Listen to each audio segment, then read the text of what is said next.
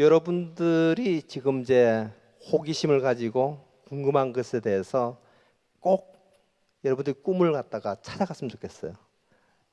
남들과 다르게 생각하는 것을 두려워하지 말고 실패해도 이제 물러서지 말고 항상 여러분들 꿈을 찾아서 호기심을 찾아서 끝까지 많은 학생들이 과학자의 길로 나갔으면 좋겠습니다.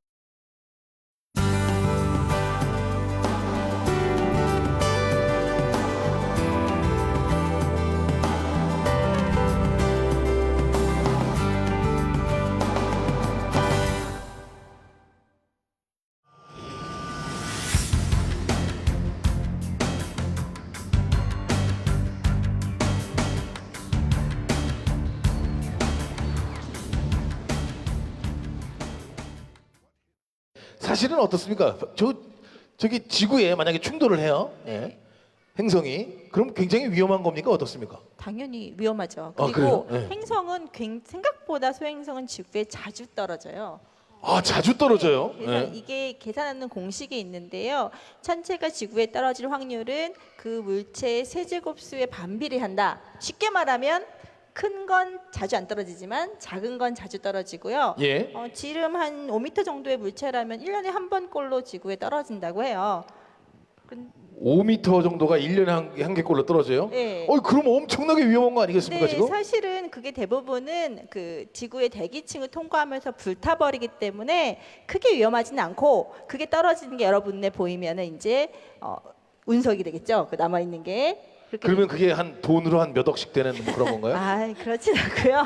사실 운석이 뭐 황금보다 비싸다는 얘기가 있긴 하는데 운석이 생각보다 그렇게 비싸진 않고요. 뭐 1g에 1달러 정도라고 한다고 해요. 근데 이런 게 관심이 많으시네요. 근데 자, 근데 네. 자, 5m짜리가 떨어졌는데 그건 뭐 이제 가루가 돼서 별 영향이 없다. 네. 그러면 5m보다 큰 거 떨어진 건 없습니까? 네, 그러면 좀 문제가 돼요. 사실은 실제로 1908년 러시아 네. 퉁구스카 지방에서 지금 나오는데 지름 40m짜리 그 소행성이 떨어진 적이 있어요. 근데 뭐 40m면 사실은 계산해 보면은 여기 반경보다 그렇게 넓지 않을 것 같은데요.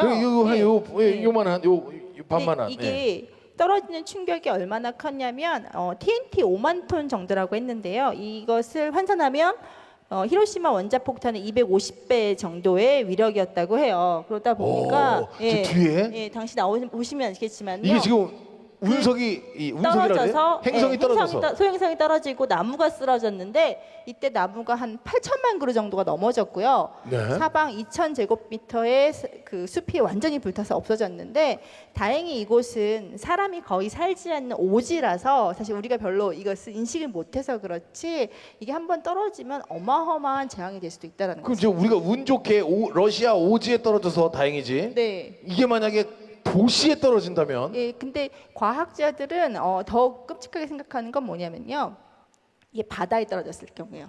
바다에 떨어졌을 아까 때 보셨죠? 해일이 일어나거든요. 예, 예. 이 해일이 모든 데를 다 쓸어버릴 수 있다는 거예요. 육지에 떨어지면 그 떨어진 지역만 충격이 오지만 바다에 그것도 육지와 가까운 바다에 떨어진 경우에는 해일의 범위가 어마어마하게 퍼질 수 있거든요. 벌써부터 무서워집니다. 우리가 시작서부터 약간 공포적인 분위기로 이끌어져 가고 있습니다. 네. 궁금합니다. 이럼에도 불구하고 우리는 소행성을 계속 찾아야 됩니다. 지구에 떨어지지 않게 하려고 찾는 겁니까? 그런 것도 있죠. 그러니까 미연의 이제 재난을 방지하기 위해서 소행성을 항상 탐사하는 일도 분명히 하고 있고요. 근데 이제 그것보다 더 많은 과학자들이 관심을 갖는 이유는 소행성에 담겨 있는 물질들이 우리 태양계가 과연 어떤 방식으로 생겼을까, 그리고 그것을 통해서 생명이 어떻게 탄생을 했을까, 거기에 대한 단서를 제공해 줄 수 있지 않을까라는 기대에서 이제 더 많은 탐사를 하고 있습니다. 아, 그래요. 자, 그러면 난 근데 제 개인적인 질문 하나 해봅니다. 아까 영상 보시면서 초속 18km라고 들으셨나요? 아까 그 우주선이 초속 18km로 간다 그랬는데 그게 지금 초속 18km가 그게 말이 되나요? 그러면 1초 하면 지금 여기서 인천을 갔다는 얘기인데요. 1초 인천, 1초 인천, 1초 인천 이렇게 간다는 얘기인데요. 그렇게 빨리 간다는 게 그게 말이 됩니까? 빛의 속도는 1초에 지구를 7바퀴 반을 돌죠. 그러니까 빛의 속도에 비하면 훨씬 느린 겁니다. 이게 어떻게 이렇게 가는 거예요? 있으니까 가능하고요. 예. 사실은 그 정도 속도가 돼야 지구의 인력권을 벗어날 수가 있어요. 지구의 중력이 생각보다 강하기 때문에 예. 이걸 중력 탈취 속도라고 하는데요. 그 정도 속도를 내지 못하면 아예 우리는 우주선을 쏘올릴 그 꿈도 꾸지 못했을 거죠. 그래야지만 지구를 떠날 수가 있거든요. 아, 네, 그래요? 그렇게 할 거고요. 그래서 사실은 그럼에도 불구하고 우주가 너무 넓잖아요. 우주가 그러다 보니까, 넓습니다. 예, 예. 이 로제타 미션에서 가장 문제가 됐던 것 중 하나가 연료였어요. 연료. 예, 아까 얘기하셨지만 이게 10년 전에 시작됐거든요. 그럼 10년 전에. 10년치 연료를 짊어지고 가야 돼요. 아, 그러면 그 무게도 상당할 뿐더러 예, 예. 이걸 가져가기가 굉장히 어렵고요. 속도 내기가 굉장히 어렵거든요. 무거우니까. 그래서 굉장히 다양한 방식들을 사용을 했다고 하는데 예. 뭐 태양열 전지도 사용하고요. 예. 그 중에 하나가 이제 재밌는 게 플라이바이 효과라고 해요. 플라이바이. 예, 혹시- 예, 그게 뭔가요? 궁금합니다. 혹시 플라이바이라는 것이 되게 쉬운데요. 예. 여러분들 그거 아시죠? 어떤 점에서 점과 점을 잇는 가장 가까운 거리는 뭐죠? 직선이에요. 그렇죠? 직선으로 가야 되는데 우주 공간에서 이게 안 통할 때가 있어요. 왜냐하면 직선으로 가는 것보다 속도가 더 빠른 속도가 필요하거든요. 어떻게 했냐면요. 지구를 하나의 그 발사체로 이용을 한 거예요. 지구 자체를. 이게 무슨 소리냐면요. 이게 무슨 저랑 소리예요? 저랑 한번 해보실래요? 예, 어떻게 하는 거예요? 제가 지금 여기서 뒤로 예. 넘어가게 되면 어느 정도 속도 넘어갈까요? 몸무게만큼 그렇죠. 넘어가시겠죠. 근데 저를 잡아당기고 있어요. 예. 잡아당기다가 예. 손을 갑자기 놓으면 네. 제가 더 너무 심하게 하시네요. 제가 훨씬 더 빠른 속도로 넘어갈 거예요. 아, 내가 잡았다가 넣으면. 네, 이거 마찬가지로 그래서 일부러 이 우주선이요 지구를 한 바퀴 돌면서 여기 안에 들어옵니다. 그래서 여기서 튕겨 나가는 속도를 이용을 하는 거예요. 아, 중력을 이렇게 이용해서 그래서, 튕겨 나간다고요? 네, 한번 왜 잡아당겼다가 놓으면 훨씬 더 빨리 나가거든요. 지금 나오는 거 같죠? 이런 거 이런 거 하면? 식으로. 이거를 이제 플라이바이 효과라고 하는데 쉽게 말하면 새총의 원리랑 똑같다고 생각하시면 돼요. 새총을 이렇게 잡아당겼다가 탁 놓는 것처럼. 그래서 이것을 하게 되면 일단 속도가 빨라지고요. 우주 공간에는 마찰력이 없기 때문에 관성의 법칙에 의해서 이 속도가 계속 유지가 되거든요. 그래서 이 힘을 얻기 위해서 이 우주선이요 지구에서 3번을 플라이바이를 했대요. 지구 주변을 3번을 돌면서 플라이바이를 하고 오. 가다가 힘이 좀 떨어질 때 목성 근처에서 목성의 중력을 받아서 한 번 더 해서 그 10년 동안 갈 추진력을 만들었다고요. 근데 그거를 우리 과학자들이 그러면 인류가 그걸 계산했다는 얘기입니까, 교수님? 당연히 계산. 당연히 계산을 했죠. 자랑스럽습니다. 교수님 역시 훌륭하십니다. 왠지 다 교수님이 계산하신 것 같은 느낌이 좀 드는데. 그러니까 그 로제타 미션이 착륙한 해성이 예. 지구에서 한 9억 킬로미터 정도 떨어져 있어요. 9억 킬로미터요. 근데 해성의 크기는 한 5km 정도밖에 되지 않거든요. 그러니까 해성의 크기를 총알 크기로 줄이면 해성을 총알 크기로 줄이면 그러면은 지구는 지구가 예를 들어서 서울에 있다면 그 해성은 부산에 있는 거예요. 그러니까 서울에서 총알 하나를 쏘가지고 총알을 쏴서 아주 빠르게 총알보다 빠르게 움직이는 부산에서 날아다니는 총알을 맞춘 것과 같은 일을 한 거죠. 그 계산을 하려면 그 정도의 계산이 필요한 겁니까? 네. 부산에서 총을 쏘면 그 총알을 서울에서 쏜 총이 맞춰야 되는. 아, 대단하네요. 예, 그래요. 세별양 네. 혹시 뭐 궁금한 거 있나요? 정말 저는 얘기를 듣다 보면 상상도 못할 경이로운 일이라고 생각이 드는데 이걸 위해선 사실 아주 많은 노력과 또 비용이 필요하잖아요. 우리가 근데 왜 그렇게까지 해서 이 소행성 또 해성 이런 것들을 이렇게 탐험을 해야 할까요? 예, 제가 좀 첨언을 좀 하게 되면은 우리는 자라면서 가장 먼저 궁금해하는 게 있어요. 나는 어디서 왔는가? 인류는 어디서 왔는가? 지구는 어디서 왔는가? 그러다 보면 이렇게 시온에 대해서 굉장히 궁금해하거든요. 그런데 그것을 알려줄 수 있는 열쇠가 해성이나 소행성이 될 수 있다는 거예요. 왜냐하면 물. 예, 아니 그게 아니고 해성이나 소행성은 어쨌든 우리 지구와 거의 비슷한 시기에 만들어졌던 우리의 쉽게 말하면 뭐 먼 친척들이라든지 동생들 정도거든요. 그런데 우리는 지구의 과거가 어땠는지 볼 수가 없어요. 시간 여행을 할 수 없기 때문에. 그런데 지구와 다르게 소행성이라든지 해성은 원래 그 상태로 오랫동안 보존이 돼 있기 때문에 우리가 우리의 과거를 살짝 엿볼 수 있거든요. 그러다 보면 우리가 어디서 왔는지 그 실마리도 알 수 있게 되는 거고요. 모든 질문은 우리가 어디서 왔는지를 알아내기 위한 시작일 수 있다. 예, 그렇겠네요. 네. 이것이 바로 여러분들의 집중을 위한 시간입니다. 자, 지금부터 돌발 퀴즈를 푸는 시간입니다. 리모컨을 모두 잡아주십시오. 자, 돌발 퀴즈를 함께 풀어봅니다. 영상을 함께 확인하시고 퀴즈를 풉니다. 영상 보여주세요. Ready to launch the Coke Uplift Jetpack. Here, hold this. You got your helmet? Yeah. 발에다가 This works. 이거 보세요. 3, 2, 1. 오, 날랐어. 오! 와, 야, 박수 한번 주세요. 야, 이 대박입니다. 자, 앞에 영상을 보고 알 수 없는 반응은 무엇입니까? 1번 작용과 반작용의 법칙, 2번 표면 장력, 3번 표면 촉매 현상, 4번 상대성 표면의 원리. 네, 여러분들이 눌러주세요. 1, 2, 3, 4번 중에 영상을 통해 알 수 없는 반응 무엇입니까? 1, 2, 3, 4 어렵죠? 네, 굉장히 궁금합니다. 저기 작가님, 저 콜라에다가 뭘 넣은 겁니까, 저게? 저기 멘토스를 집어넣은 거예요. 그것도 멘토스? 다이어트 콜라에다가 멘토스를 집어넣은 거예요. 멘토스 뭐예요? 저 사탕 말하는 거예요? 네, 예. 사탕? 사탕의 그럼 일종이죠. 콜라. 근데 왜 그렇게 길게 됐어? 아까 그거 뭐야? 많이 넣으려고요. 밀가루처럼. 많이 넣으려고 한 아, 그럼 거예요. 반죽을 한 거네요? 네. 그 멘토스를? 네. 근데 저거 만약에 교수님, 저기 만약 콜라가 충분한 양이 있으면 사람이 날 수도 있겠어요. 지금 보니까 지금 날았잖아요. 아이언맨이 나는 것도 사실 같은 원리예요. 아, 이 같은 원리예요? 예, 예. 아이언맨도 거기 그 아이언맨이 콜라를 달고 있었던 거예요, 손에? 콜라 대신 원자 핵융합로를 달고 있는 거죠. 예. 여기 나오잖아요. 아, 대박입니다. 네. 집에서 실험할 것 같은데? 그런 표정들이 좀 보여요. 그 장난꾸러기 아주 집 표정. 더러워져요. 하지 네. 마세요. 정말 하고 싶으면 용돈 아껴서 산 다음에 잔디밭 이런데 옆에 아무것도 없는데 그런 데 가서 하세요. 아셨죠? 진짜 하고 싶다 근데. 자, 결과 한번 보겠습니다. 자, 방금 보신 영상을 통해 알 수 없는 반응. 자, 1번, 2번, 3번, 4번. 여러분들은 어떻게 선택?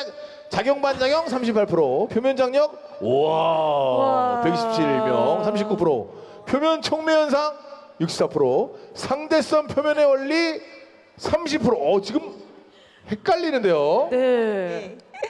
답이 뭐예요? 이야, 궁금합니다.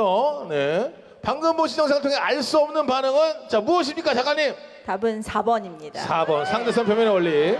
자, 지금 100분이 맞췄습니다. 딱 100명. 네. 궁금증을 갖는 것만으로도 사실은 과학자가 되기엔 첫 번째 걸음이 아닐까요? 교수님, 작가님 어떻게 생각하세요? 네, 마찬가지고요. 그리고 이 얘기를 좀 끝내야 되는데 콜라에 멘토스를 넣으면 왜 폭발하는가에 대한 얘기들은 아무도 안 하신 것 같아서. 진짜 나도 궁금했어. 네. 그거 왜 폭발하는 거예요? 사실은 콜라 안에 탄산이 들어있잖아요. 예. 근데 평소에는 아까 나왔지만 물의 표면 장력 때문에 그게 잡고 있어서 이렇게 부글부글 안 하는데요. 멘토스에 들어있는 당분이 이것과 만나게 되면 그 표면 장력이 약해지면서 갑자기 폭발적으로 탄산이 올라오거든요. 그런데 이때 콜라의 설탕 대신에 인공 감미료가 들어있으면 폭발력이 더 세진대요. 그래서 여기 보셨듯이 다이어트 콜라와 그리고 특히나 멘토스는요 표면에 그 작은 홈이 있거든요. 그래서 그 표면 촉매 현상이라고 하는데요. 매끄러운 사탕보다는 멘토스가 더 효과가 좋은 이유가 그거예요. 그래서 최강의 조합은 아까 잠깐 얘기했지만 다이어트 콜라와 멘토스가 최강의 조합이라고 합니다. 그러니까 다른 탄산 음료와 사탕을 넣어도 동일한 반응은 나타나게 되는데 예. 조합의 최강이 그거라는 거죠.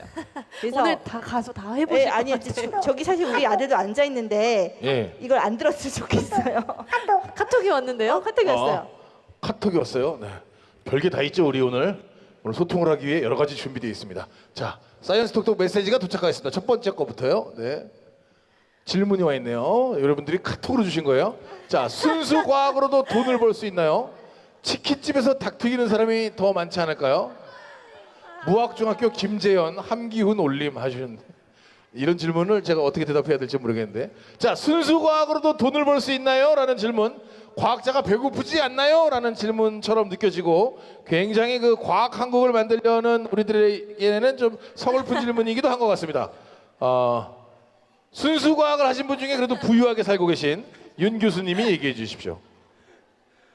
예, 뭐 과학하면은 굶는다, 뭐 돈 못 번다 그런 얘기에 믿지 마시고요. 예, 전혀 저 발 굶고 있지 않고 전혀 뭐 돈 못 벌고 있지 않습니다. 그러니까 그런 것을 미리 여러분이 걱정할 필요는 전혀 없는 것 같아요. 알겠습니다. 작가님 무슨 말씀해 주고 싶으세요? 사실 이런 질문 할 수 있잖아요, 사실. 저도 순수과학 했거든요. 저도 생물학 했는데요. 그거 갖고 취직하고 뭐 연구소 들어가서 잘 살았는데 왜 이렇게 생각을 하시는 건지. 어허. 네, 과거로도 충분히. 근데 충분히 물론 돈을 많이 벌거나 화려하게 사는 거하고는 좀 거리가 멀 수 있어요. 하지만 어쨌든 여러분들이 사는데 별 지장은 없을 거고요. 그리고 중요한 거 하나 있어요. 순수과학을 하게 되면 그리고 그걸 좋아하시게 되면 자신이 좋아하는 일을 평생 하면서 돈도 벌 수 있는 그런 가능성이 있거든요. 그게 박수 가장 한번 좋은 주세요. 거예요. 이때 자신이 좋아하는 일을 함께하면서. 자, 이제 조금 더 진지한 질문으로 들어갑니다. 다시 우주로 가서 이제 전 인류가 풀지 못한 숙제, 드디어 그 질문을 해볼 차례입니다. 자, 생명의 기원을 알기 위해 우리는 소행성에 대해서 공부를 많이 하고 탐사도 한다고 얘기를 했는데요. 자, 이제 여기서 모든 친구들이 가장 궁금해하는 문제를 질문합니다. 이윤 교수님께 물어봅니다. 외계인은 존재할까요?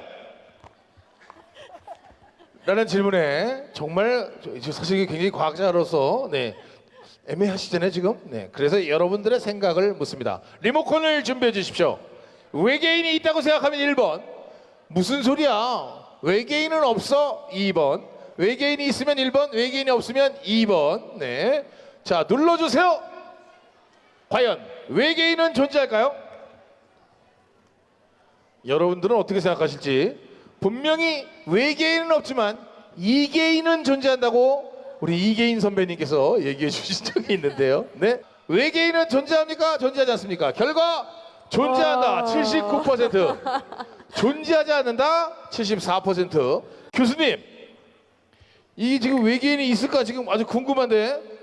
일단 우리가 영상을 하나 준비한 게 있죠?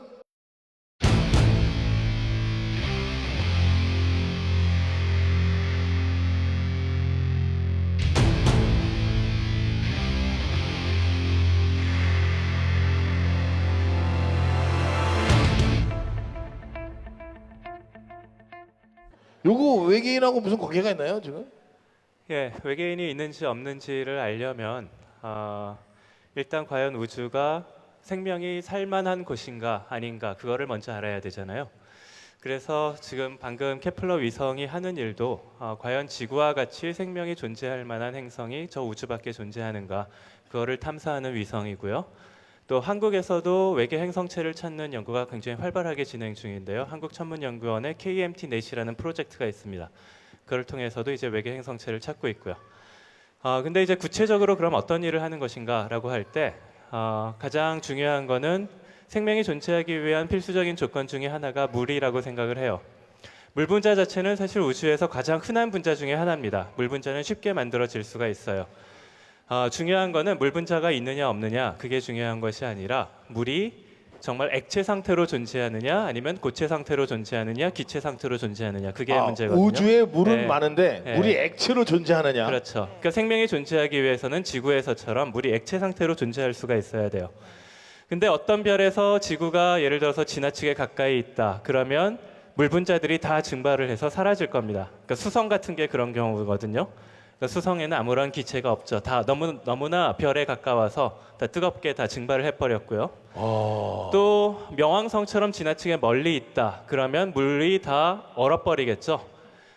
그렇기 때문에 너무 멀지도 않고 너무 가깝지도 않고 별에서 적당한 거리에 있는 그런 위치가 필요합니다. 그거를 이제 골디락스 존이라고 그래서 하는 골디락스 얘기가 나오는 예. 거죠. 네. 그래서. 그런 지구를 찾는 거죠. 지금까지 찾아본 바로는 우리 은하에만 해도 한 100억 개 이상 그런 딱 적당한 거리에 있는 지구형 행성이 존재하지 않을까라고 생각을 하고 있어요. 100억 개요. 네. 그러니까 물이 액체로 존재할 수 있는 데가 100억 개. 네. 근데 그렇게 100억 개가 넘으면은 사실 외계 생명체가 있을 수도 있을 것 같은데 저희는 볼 수가 없잖아요. 이은희 작가님 어떻게 얘기해 주실 거예요? 이거에 대해서 아주 유명한 얘기가 있는데요.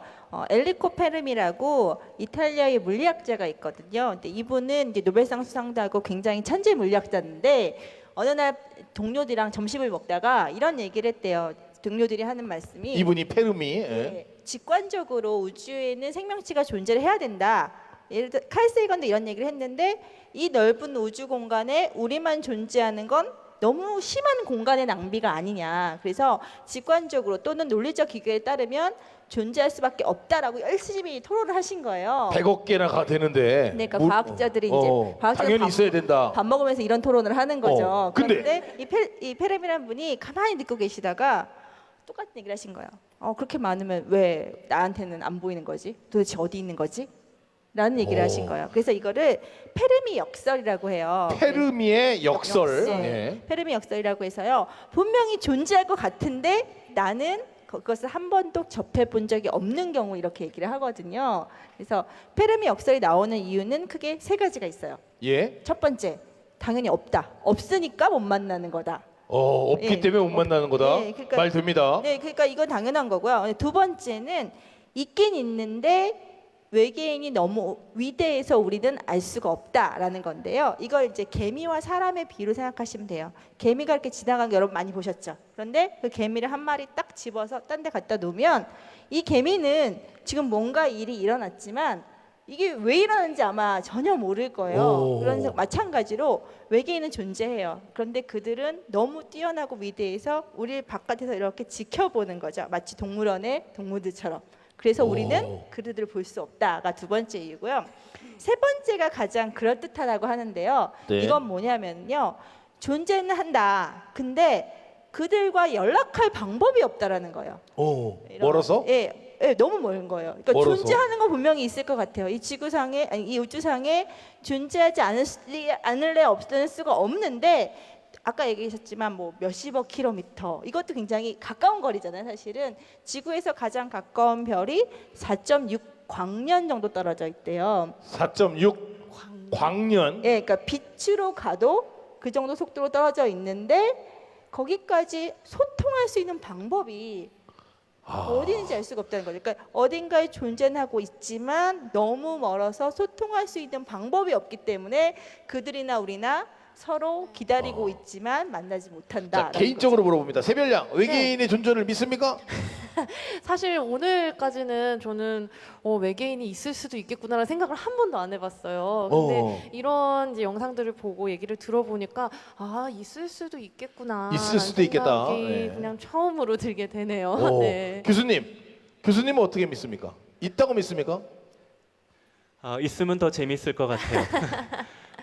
개인적인 그러니까, 생각을 얘기해 주세요. 괜찮습니다. 있습니까?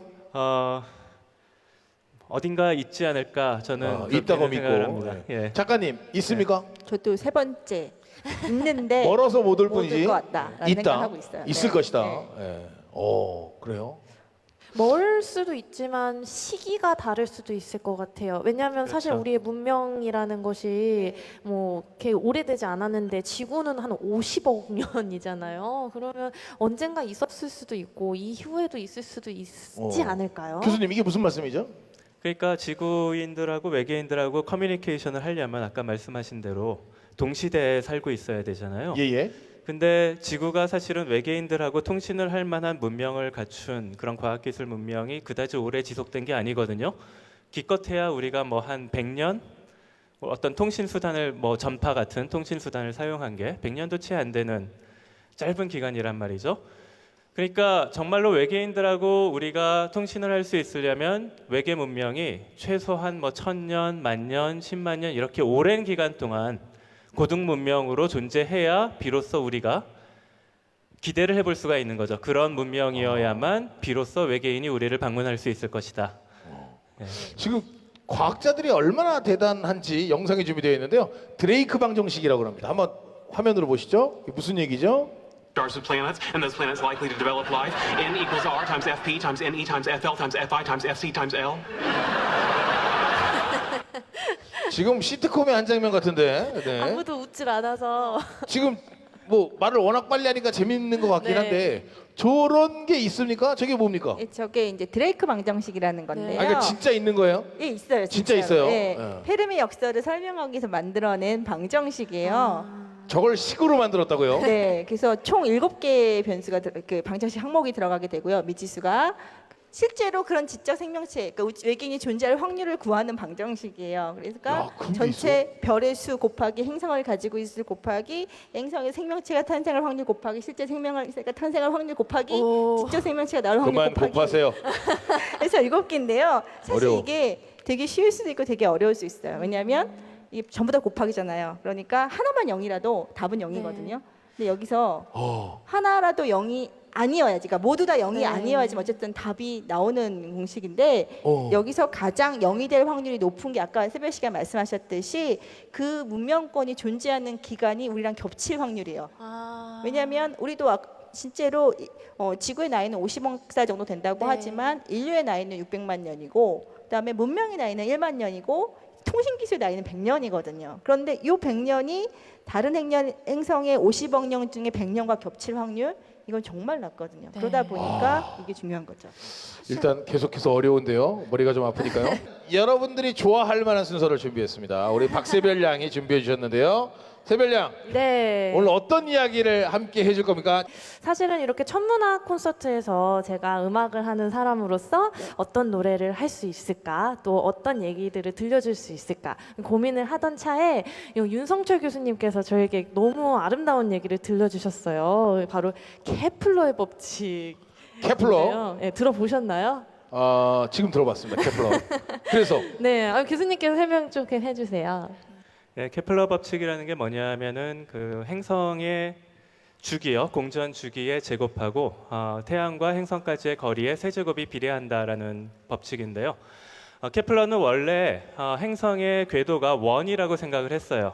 왜냐하면 원이 완벽한 거고 그것이 신을 상징한다라고 생각을 했기 때문에 원이라고 생각을 했는데 관측 데이터를 보다 보니까 이게 결코 원일 수가 없는 거예요. 타원 궤도라는 걸 알게 됐어요. 그러니까 굉장히 끔찍하다. 이거는 왜 질서에서 어긋난다라고 생각을 했는데 새로운 법칙을 그 대신 발견을 한 거죠. 뭐죠? 그게 이제 조화의 법칙이라고 네. 얘기를 했습니다. 왜냐하면 이거는 신의 하모니다라고 해서 그것이 이제 그 공전 주기와 공전의 장반경 사이에 비례하는 관계가 있다라는 걸 알게 된 거예요. 수학적으로 이제 네. 증명해내고 그런 것 같은데 이게 음악하고 무슨 관계가 있는 겁니까? 네, 사실 조화의 법칙이라고 했는데 조화가 영어로 할머니잖아요. 하모니? 할머니 말고 할머니. 할머니인데 여러분들 그 할머니가 그 한국 말로는 또 화성이라고 해요. 화성 들어보셨어요?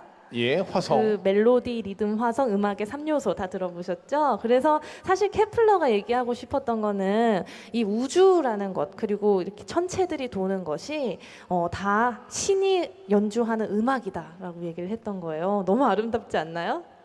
네. 지금 혼자만 아름다워할 수도 있는데 아름다워. 그래서- 그렇다면 한번 어떤 건지 들려주실까요? 그래서 제가 어떤 걸 준비했냐면 이게 과학자가 사실 이런 과학을 음악, 그러니까 예술로서 표현을 했으니까 저는 이제 음악을 하는 사람으로서 이 얘기를 듣고 저도 이렇게 몇 가지 이렇게 하나의 그러니까 공전 주기처럼 음악을 주기로 만들어서 그거를 함께 섞어서 음악을 만들어 보고 싶었습니다. 한번 들어볼게요. 박수로 청해주세요. 네. 예.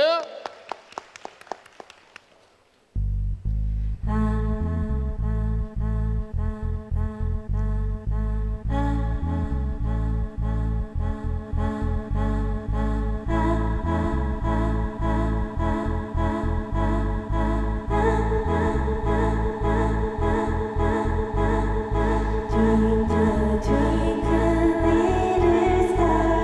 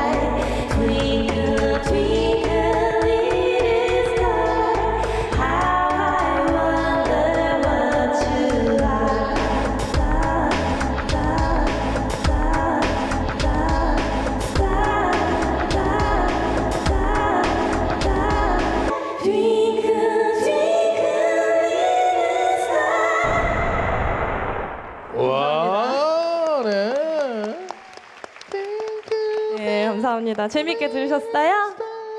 어떻게 됐는지는 이해했어요?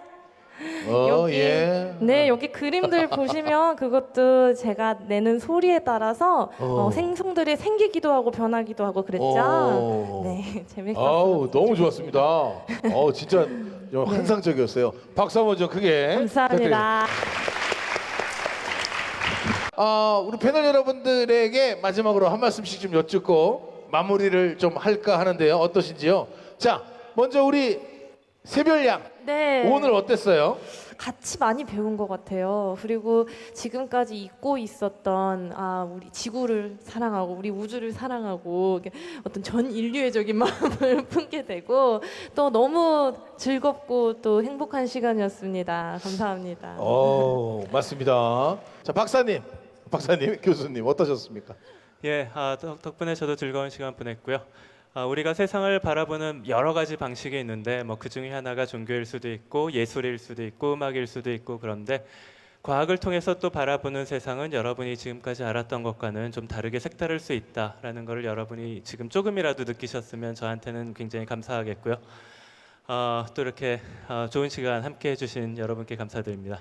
예, 고맙습니다. 오늘 훌륭한 답변 많으셨어요. 고맙습니다. 자, 우리 작가님. 네, 저도 사실은 저는 전공이 생물학이었는데요. 생물학에서 배운 균형은 서로 간의 균형이었어요. 내가 더 많이 갖지 말고 서로 같이 나눠 갖자라는 균형. 건데 사실 이걸 보게 되면서 지구라는 행성 자체가 얼마나 귀한 행성인지 거기서 만난 우리들은 얼마나 더 소중한 인연을 가지고 있는 존재들인지 그러니까 서로가 서로를 아껴주고 서로 위해주고 같이 공존하는 게 21세기 가장 큰 화두가 아니고 여러분이 살아갈 그 버팀목이 아닐까. 그리고 저도 그렇게 살아야겠다라는 생각을 많이 했습니다. 네. 감사합니다. 저는 이제 과학 토크쇼 진행을 하면서 이제 느낀 건데 이 토크쇼는 조금 다른 토크쇼가 좀 달랐던 것 같아요. 굉장히 많이 여러분들하고 대화를 할 수 있어서 저는 개인적으로 되게 즐거웠습니다만, 네, 뭐 어떻게 될지 모르겠습니다. 여러분 행복하셨는지요? 저도 굉장히 많이 배우고 갑니다. 그래서 이런 토크쇼가 있어서 참 즐거웠다라는 생각이 좀 듭니다. 수고해주신 패널 여러분들께 깊은 감사의 말씀 그리고 박수 한번 좀 크게 감사합니다. 부탁드리겠습니다. 네. 다음에 또 만나 뵐게요. MC를 맡았던 갈갈이 박준영이었습니다. 여러분 고맙습니다. 행복하세요. 예.